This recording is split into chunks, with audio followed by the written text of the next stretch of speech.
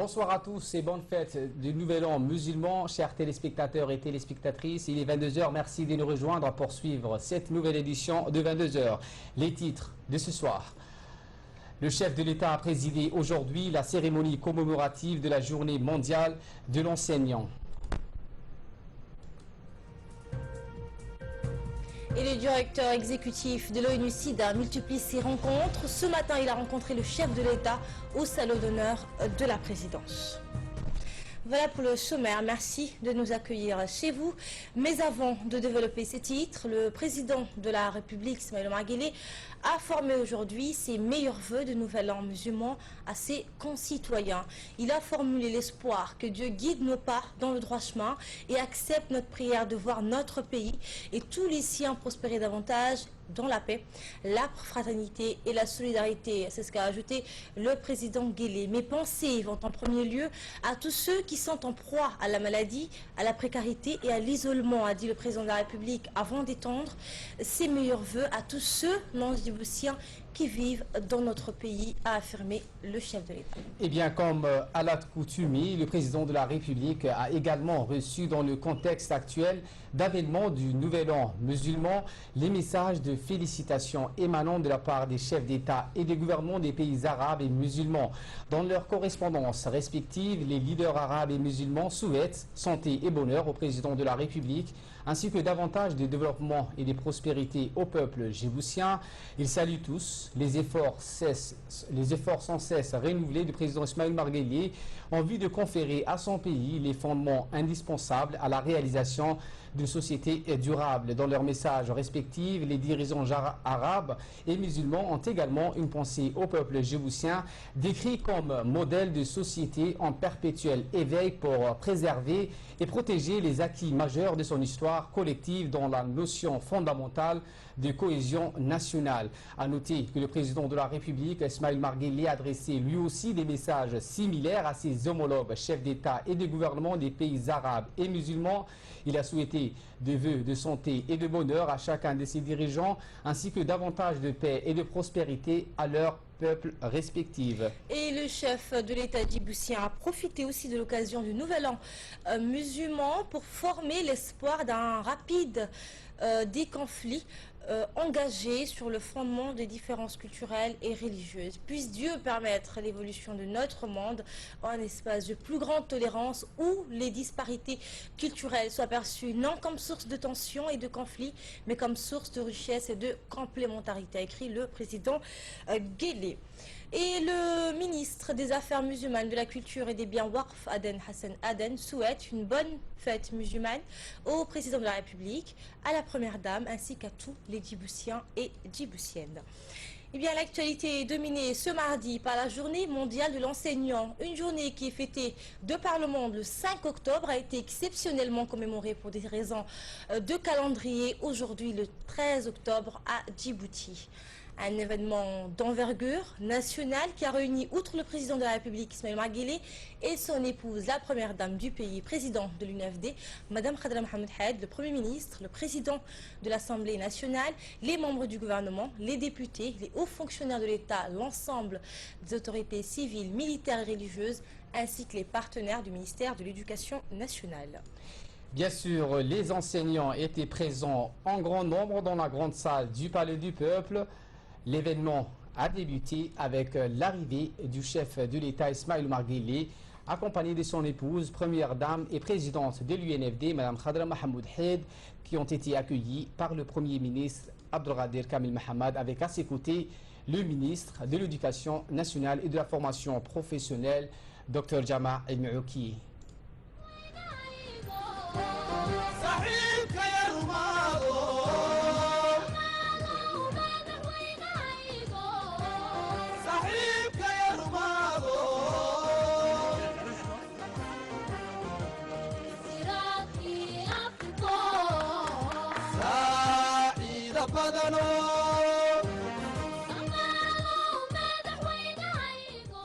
Le président de la République et son épouse ont d'abord procédé à une visite des stands de la grande exposition des œuvres des élèves et étudiants.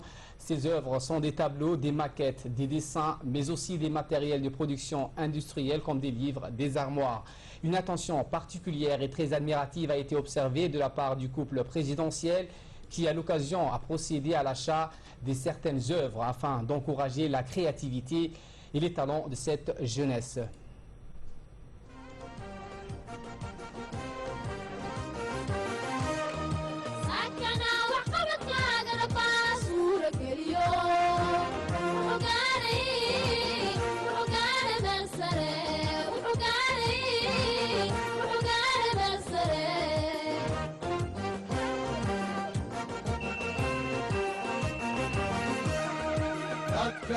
سبك يا الله صعبت منه وين سرك عيني يدقاق سي وضو مركلة صنقو يدقاق سي وضو مركلة صنقو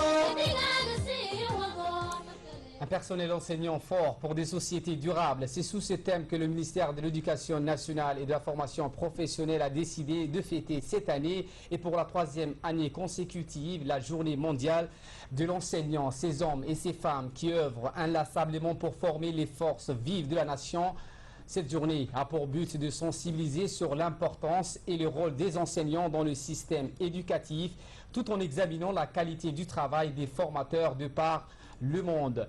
La journée mondiale des enseignants souligne la nécessité de renforcer les capacités des enseignants en tant qu'étape indispensable à la réalisation d'une éducation de qualité et à la création d'une société durable. Durant cette cérémonie, plusieurs aspects de la réforme de l'éducation ont été mis en avant, dont notamment le cursus scolaire suivi par les enfants sourds et malentendants, ainsi que les enfants non-voyants. Des mesures spéciales ont été prises pour ces enfants à besoins spécifiques et ces avancées ont été démontrées à l'assistance par le biais de projections réalisées durant cette importante cérémonie.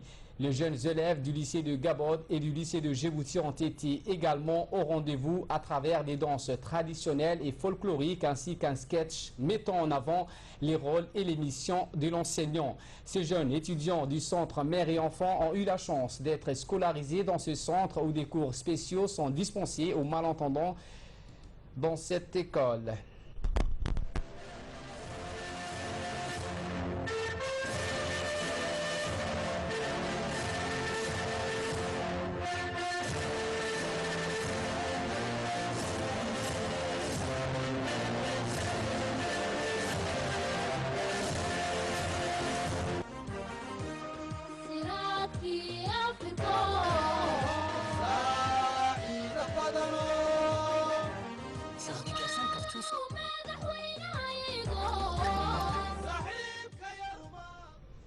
Entamons la série des discours et des interventions. Iman, une enseignante de formation, a insisté sur le fait qu'enseigner, c'est être un modèle et un mentor à la fois. Qu'enseigner, c'est parier sur l'avenir d'une société pleine de ressources de créativité et de dynamisme et d'espoir. Elle a également indiqué qu'enseignant est un choix de vie et un choix de carrière. Écoutez. Ma présence ici n'est pas anodine. Je ne suis qu'un maillon d'une chaîne qui me dépasse.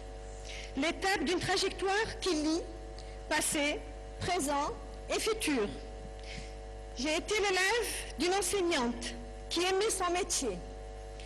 Je me rappelle de son regard tendre et si attentionné envers chacun d'entre nous, favorisant ainsi des situations de joie et de bonheur dans la classe.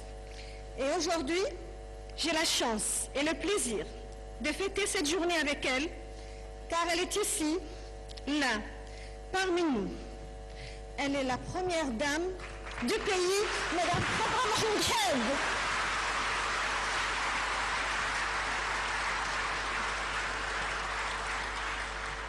Comme tout élève face à celui qui fut son enseignant, la gratitude que j'éprouve à votre endroit, Madame, est inestimable.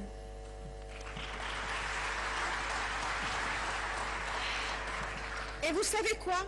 Je l'ai transmis moi aussi ce flambeau. Voici Madame Mouna Ismail, inspectrice de français aujourd'hui.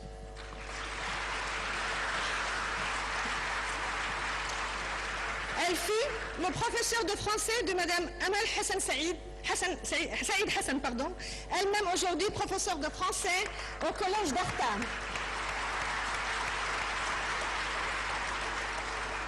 qui maintenant, à son tour, essaie de transmettre l'amour de ce beau métier. Chers collègues, ainsi se suivent les générations valorisant chacune celle qui la suit ou la précède. Chers collègues, vous le savez tous, la tâche qui nous incombe est grande, la mission sociale qui nous est dévolue, vitale. Nous sommes des préparateurs de citoyens et pour cela, nous devons être des modèles de vertu. Lourde responsabilité que d'être perçus comme le miroir de la société. Dans son discours prononcé à cette occasion, le ministre de l'Éducation nationale et de la formation professionnelle, Dr Jama El-Meoukié, a dans un premier temps rendu un hommage solennel à tous les personnels de l'éducation et surtout aux enseignants qui, a-t-il indiqué, sont des gens de valeur qui se sont dévoués corps et âme à l'éducation des enfants de la patrie. Il a par la suite rendu cette fois ici un vibrant hommage au défunt inspecteur d'économie et de gestion Mahmoud Hussein Mahamad. Ensuite, le ministre a exhorté les enseignants à se dévouer à leur noble mission afin de concrétiser les rêves des enfants djiboutiens, celui d'un monde meilleur. Il a poursuivi ses propos en rappelant que la nation attend beaucoup des enseignants. Je vous propose de l'écouter. Chaque année, lors de cette journée, nous célébrons les enseignants et leur rôle central dans l'offre d'une éducation de qualité à chaque enfant. Pour donner une plus grande portée à cet événement, j'ai le plaisir de vous annoncer que nous entendons étendre les festivités au-delà de la limite de la capitale, mais aussi dans les chefs-lieux de chaque région. Chers invités, le slogan de cette année, un personnel enseignant fort pour une société durable, n'est pas le fait du hasard. Il survient au lendemain de l'adoption par la communauté internationale de l'agenda pour l'éducation 2030. Pour atteindre ces objectifs de développement durable, il met en avant la nécessité de renforcer le personnel enseignant et ses compétences en vue d'offrir une éducation de qualité inclusive et équitable. Pour ce faire, les enseignants doivent pouvoir bénéficier d'une formation adaptée les conduisant à une autonomie professionnelle, à des compétences et des potentialités accrues et à une réflexivité sur la pratique de la classe. Dans cette optique, le MIFOP a mis en place une véritable politique de formation initiale et continue mise en œuvre par le nouveau centre de formation, le CFF, qui se veut un lieu d'excellence pédagogique et du développement professionnel pour tout le personnel éducatif. En outre, les enseignants ont bénéficié de conditions de travail décentes et le MIFOP n'a ménagé aucun effort à ce niveau. La majorité des établissements ont été rénovés et les effectifs des élèves dans les classes ont été considérablement réduits dans le primaire. Et si baisser de manière significative le nombre d'élèves par classe, jadis pléthorique, était un rêve pour beaucoup d'entre nous, ce beau rêve aujourd'hui est une réalité dans nos écoles. Des efforts dans ce sens se poursuivront inlassablement dans tous les autres ordres d'enseignement.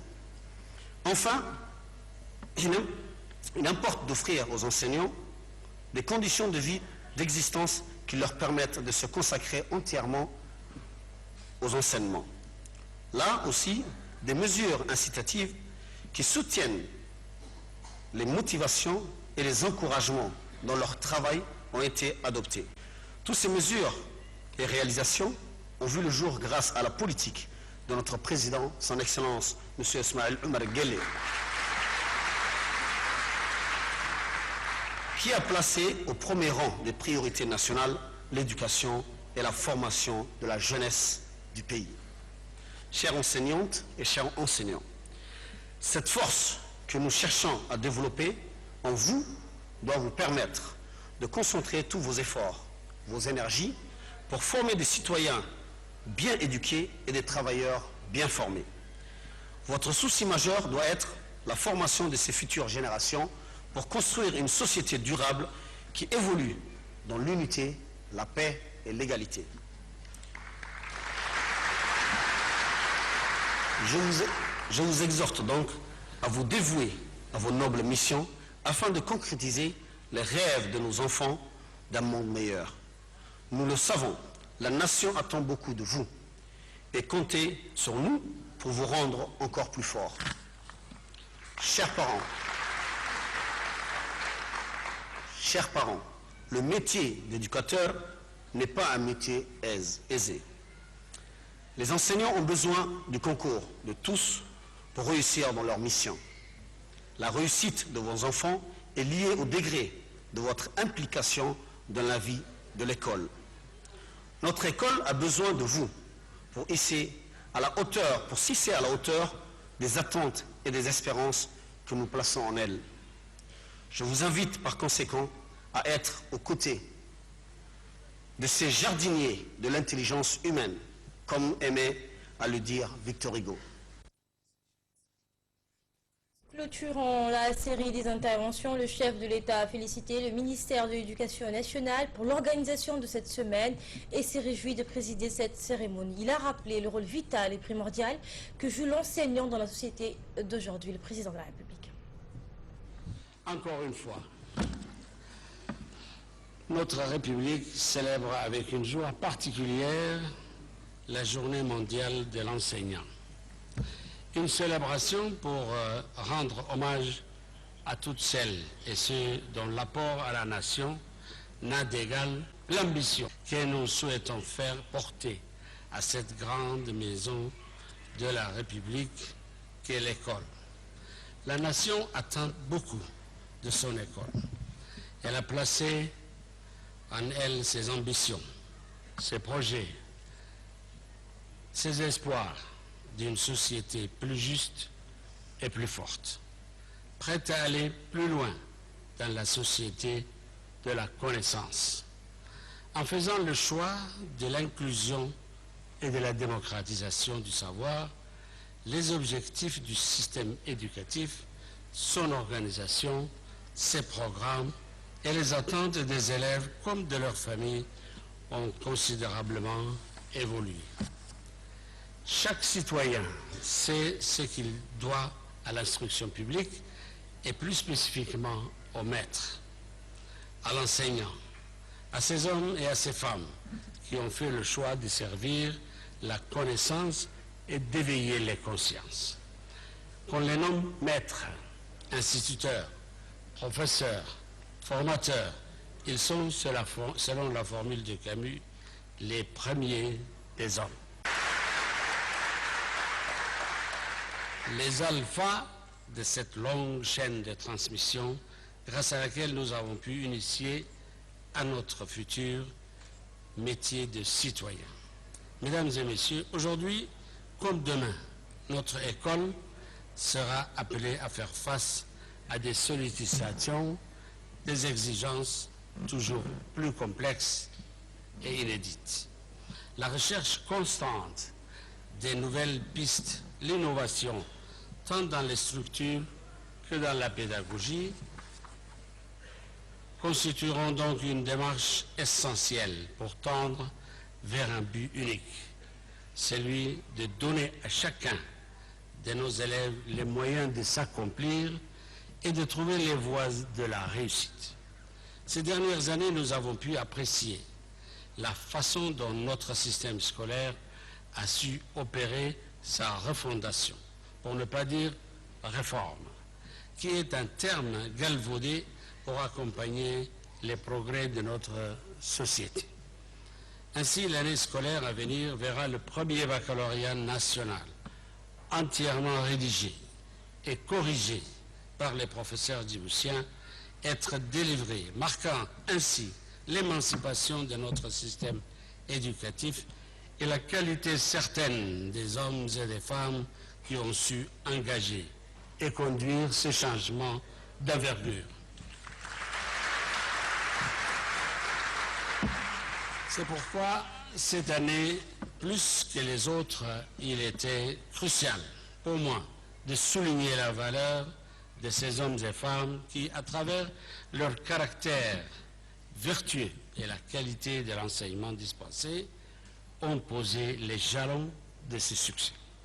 En somme, un personnel enseignant fort pour des sociétés durables est un thème juste car il réaffirme le lien entre la nation et le personnel enseignant, le lien entre la nation et son école qui n'est autre que reflet du savoir d'une société de valeurs qu'elle a choisie ou qu'elle contient.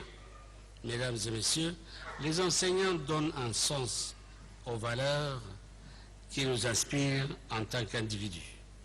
Et en tant que pays, ils donnent un visage et une présence aux idéaux de dévouement, de courage, d'abnégation auxquels nous aspirons.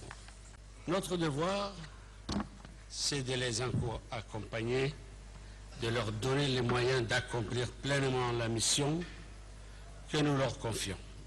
Toutes ces mesures que le ministre vient de citer visent à les soutenir dans la mission qui est de rendre l'école notre plus grande ambition nationale.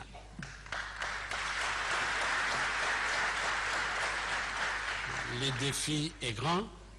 Je sais pouvoir compter sur le dévouement, le courage des personnels de l'éducation nationale.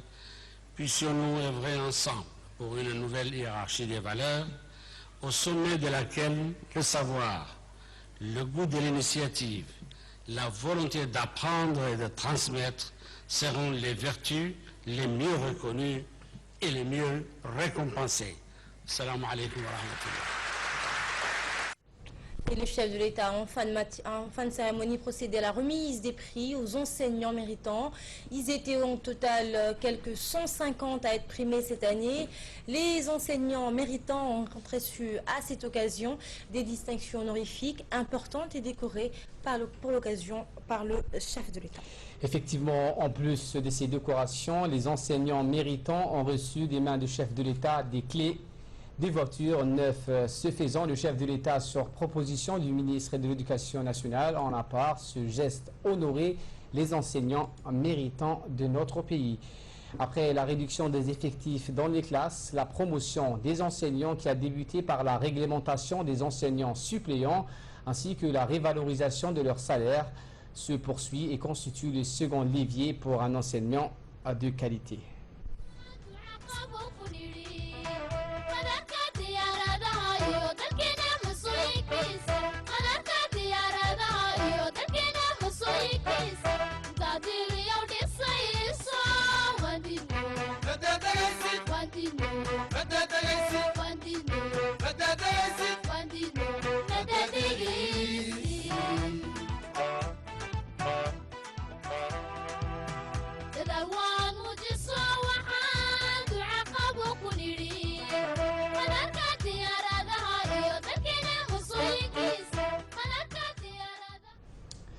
Voilà tout ce qu'on pouvait dire sur le chapitre de la cérémonie des enseignants. Dans le reste de l'actualité, le chef de l'État a rencontré aujourd'hui dans le salon d'honneur de la présidence Michel Sidibé, directeur exécutif de l'ONU-SIDA et sous-secrétaire général des Nations Unies, accompagné de sa délégation. Les discussions ont porté sur la stratégie que Djibouti a mis en œuvre pour lutter contre le VIH-SIDA. Et cette rencontre s'est déroulée en présence du ministre de la Santé, le docteur Kassim Sarr Ousmane. Le Michel Sidibé s'est dit réjoui de l'accueil qui lui a été réservé à lui et sa délégation de la part des responsables djiboutiens afin de lui faciliter son séjour à Djibouti. Il s'est également dit confiant sur l'engagement et les efforts inlassables du président Guelleh en matière de lutte contre le VIH-Sida.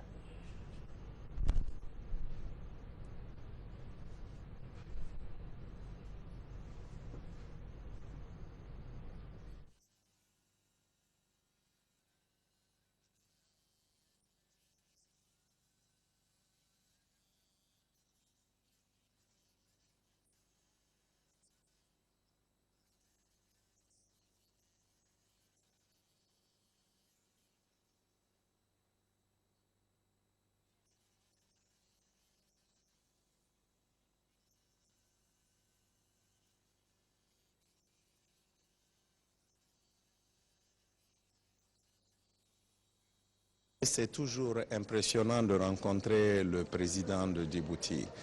D'abord, son engagement personnel pour les plus démunis, son combat pour une plus grande justice sociale et une meilleure redistribution des opportunités pour ceux qui sont laissés pour compte. La discussion a porté essentiellement sur les progrès que j'ai notés. J'étais là il y a 5 ans. Aujourd'hui, on peut dire que 86% des femmes enceintes qui sont positives ont accès au traitement dans ce pays. Il y a seulement en 2013, il n'y en avait que 37%. Donc c'est un progrès considérable. On a une baisse des infections chez les enfants de 64%. Alors qu'au niveau mondial, on a une baisse de 58%. Et on peut éventuellement, avec le leadership que j'ai rencontré à Djibouti, dire que bientôt, avec le support de la Première Dame et de tous les leaders, qu'on pourra éliminer la transmission de la mère à l'enfant. Mais encore, je voudrais finalement féliciter ce pays pour avoir été le premier pays dans le monde arabe, je dis bien le premier pays dans le monde arabe, à avoir ratifié la Convention pour la protection des personnes vivant avec le VIH. Et de son côté, le ministre de la Santé, le Dr Kassim Issa Ousmane, a rappelé les objectifs de la mission du directeur exécutif de l'ONU-SIDA à Djibouti. Il s'est dit confiant des moyens mis en place au niveau local pour lutter efficacement contre ce fléau qu'est le sida. Écoutez, le ministre de la Santé, c'était juste après l'entrevue avec le chef de l'État. Le directeur exécutif de l'ONU-SIDA séjourne à Djibouti. Comme il venait vous dire, il a rencontré les différents responsables de ces pays. Nous venons de clôturer cette mission avec la visite auprès du chef de l'État. Et ces visites ont été très fructueuses pour nous parce que c'est toujours un plaisir d'avoir Michel à notre côté.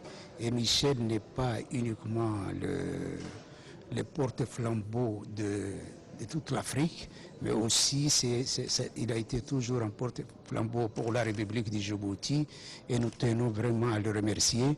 Et comme il venait de dire, ça me fait un grand plaisir, un honneur que nous soyons le premier pays à avoir aussi signé cette convention parmi tous les pays du monde arabe et du monde musulman. Également dans l'actualité, le Premier ministre Abdelkader Kamil Mohamed a procédé aujourd'hui à la remise des médailles de distinction à 2 ministres et au cadre de l'administration publique pour leurs services louables dans l'administration. Et parmi les personnes décorées figure le ministre de l'Éducation nationale et de la formation professionnelle, Dr Jama El-Meoukiye, qui a été distingué au grade de commandeur dans l'ordre du 27 juin, ainsi que son homologue de l'enseignement supérieur et de la recherche, Dr Nabil Mohamed Ahmad. Ils ont été distingués pour leurs actions et dévouements en faveur de la promotion d'une éducation pérenne et d'un enseignement supérieur de qualité dans notre nation. Il a aussi remis les médailles au grade d'officier de l'ordre national du 27 juin à 2 hauts cadres de l'administration publique, en la personne de Dini Abdallah Omar, secrétaire général du ministère de l'Habitat, et Dr Jama Mohamed Hassan, président de l'université de Djibouti. Le Premier ministre a rendu un hommage appuyé aux médaillés pour leur dévouement et à leur sens de loyauté envers les services publics. Il les a félicités et salué leur travail, les encourageant à persévérer dans cette voie pour servir l'administration publique. Il a plaidé pour la valorisation des ressources humaines de notre société en indiquant que l'éducation et la formation sont des remparts contre l'ignorance et l'exclusion sociale. Fin de citation.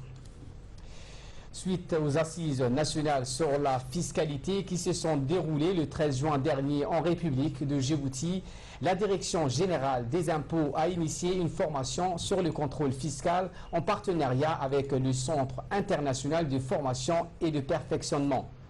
Et ce séminaire délivré par Mme Martine Toué, experte en fiscalité et audit du ministère de l'économie et des finances français, est dédié au cadre de la Direction générale des impôts. L'objectif principal recherché par la Direction générale des impôts est le renforcement des capacités des vérificateurs en matière de contrôle fiscal.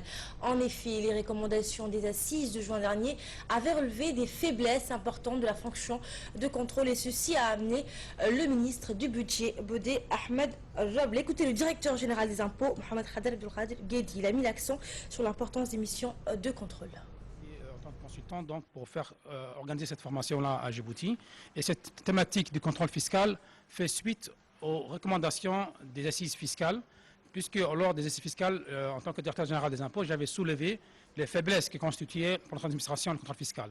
Du fait que le cadre de ma direction n'était pas bien outillé pour pouvoir organiser d'une manière performante et d'une manière approfondie et professionnelle des contrôles fiscaux. Et suite à ce constat-là, donc, parmi les recommandations des assises fiscales, effectivement, il était ressorti que l'administration fiscale devait mettre en place tous les efforts nécessaires afin de former ses collaborateurs. Et c'est à ce titre-là que le ministère du Budget nous a alloué un crédit budgétaire pour pouvoir organiser une première formation déjà cette année, sur laquelle cette formation va se dérouler sur 10 jours, donc déjà nous avons 3 jours qui sont passés. Il nous reste encore une semaine encore. Et au cours de ces formations, mes collaborateurs vont pouvoir acquérir toutes les astuces ainsi que toutes les techniques nécessaires pour pouvoir vraiment exécuter dans de bonnes conditions la mission qui consiste à organiser aussi bien le contrôle fiscal sur pièce, c'est-à-dire à savoir en se basant sur le document transmis par le contribuable, mais également à conduire des contrôles fiscaux sur place. Et nous espérons, au terme de cette première formation-là, faire un bilan et préparer un plan d'action pour encore renforcer les actions sur le contrôle fiscal. Et en sport, la Fédération djiboutienne de pétanque a organisé un congrès annuel hier après-midi au Stade Guled et c'est sous l'égide du secrétariat d'État à la jeunesse et au sport. Eh bien, ce congrès a été présidé par le président de la Fédération de pétanque. L'objectif de ce congrès a été tout d'abord de faire un point sur les réalisations annuelles, mais aussi l'occasion de mettre en place un nouveau comité de gestion de cette fédération. La fédération a vivement remercié le secrétaire d'État Badoul Hassan pour son appui permanent et son engagement personnel afin de développer le sport national.